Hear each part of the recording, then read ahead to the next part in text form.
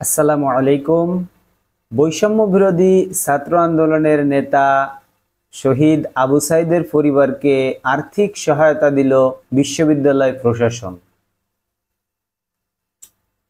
কোটা সংস্কারের আন্দোলনে নিহত বেগম রোকেয়া বিশ্ববিদ্যালয়ের ইংরেজি বিভাগের শিক্ষার্থী আবু সাইদের পরিবারকে আর্থিক সহায়তা দিয়েছে বিশ্ববিদ্যালয় প্রশাসন। শুক্রবার সকালে রংপুরের পীরগঞ্জের গিয়ে তার মা বাবার হাতে 7.5 লক্ষ টাকার একটি চেক তুলে দেয় বিশ্ববিদ্যালয় প্রতিনিধি দল।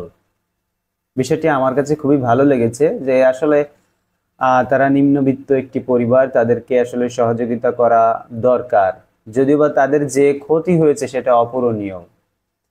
বিষয়টি নিশ্চিত করেছেন প্রক্টর শরীফুল ইসলাম।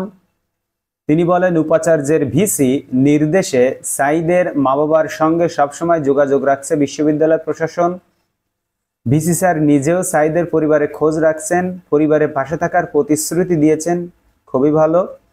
এরই অংশ হিসেবে আজ 7.5 লাখ টাকার আর্থিক সহায়তা প্রদান করা হয়েছে। এই সহযোগিতার ধারা অব্যাহত রাখবে বিশ্ববিদ্যালয় প্রশাসন, সেরকমই জানানো হয়েছে।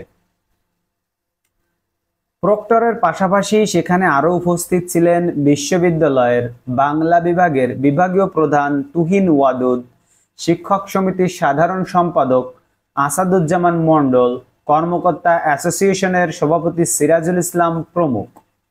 16 জুলাই রংপুরে কোটা সংস্কার আন্দোলনে পুলিশের গুলিতে নিহত হন, আমরা বলবো শহীদ হন, বেগম রোকেয়া বিশ্ববিদ্যালয়ের 12তম ব্যাচের ইংরেজি বিভাগের শিক্ষার্থী আবু সাইদ। তার পরিবারের পাশে থাকবে বিশ্ববিদ্যালয় প্রশাসন, এমন প্রতিশ্রুতি তারা দিয়েছে, যেটি আমি ইতিমধ্যে আপনাদেরকে জানিয়েছি।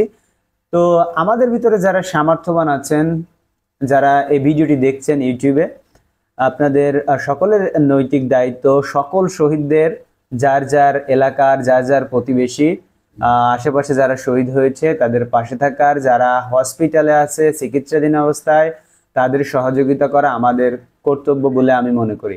আমাদের সকলের তাদের সহযোগিতা করা উচিত।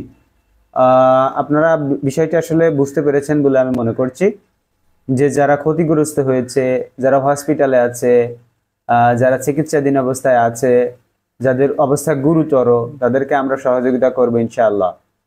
বন্ধুরা, ভিডিওটি আজ এ পর্যন্তই। ভবিষ্যতে আরও বিভিন্ন ধরনের খবর আমাদের এই চ্যানেলে দেখতে চ্যানেলটিকে সাবস্ক্রাইব করে পাশে থাকার অনুরোধ রইল। দেখা হবে পরবর্তী ভিডিওটিতে।